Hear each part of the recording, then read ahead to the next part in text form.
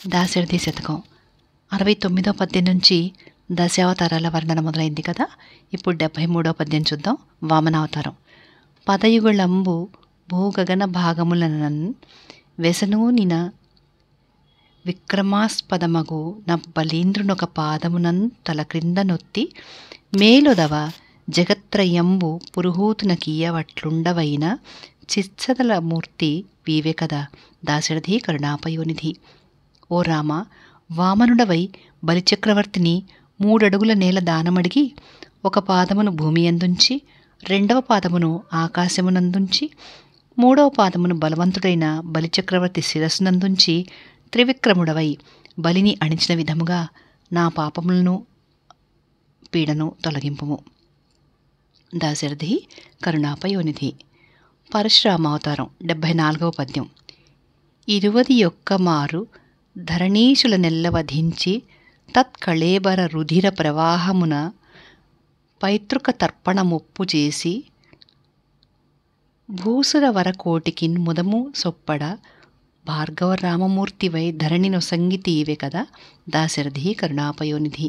రామ, నీవు భృగువంశమున జన్మించి పరశురాముడవై తండ్రిని హతమార్చిన కార్తవీర్యార్జునుని మీద కోపంతో దుష్ట క్షత్రియుల పీడను ధరిత్రికి తొలగించినావు. వారి నెత్తుటి ధారలతో పితృదేవతలకు తర్పణం ఇచ్చావు.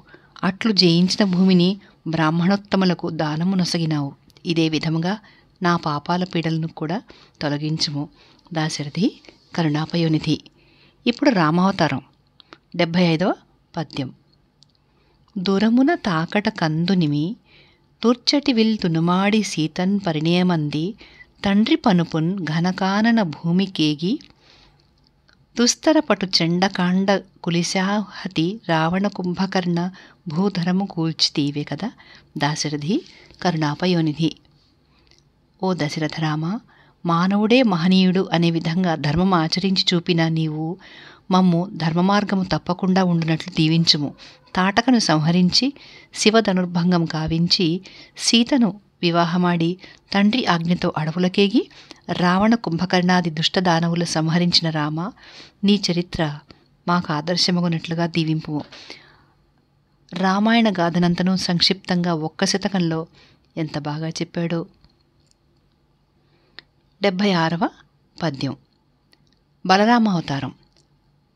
అనుపవ యాదవాన్వయ సుధాబ్ది సుధానిధి కృష్ణమూర్తి నీకనుజుడిగా జనించి కుజనావళి నెల్ల నడంచి రోహిణి తనయుడనంగా బాహుబల దర్పమునన్ బలరామమూర్తివై తనరిన వేల్పు నీవే కదా. దాశరథి కరుణాపయోనిధి. శ్రీకృష్ణుని సోదరునిగా రోహిణీదేవి కుమారునిగా బలరాముడవై దుష్ట సమూహమును ఖండించిన నీ భుజబలము నన్ను బ్రోచుగాక. దాశరథి కరుణాపయోనిధి. జై శ్రీరామ్.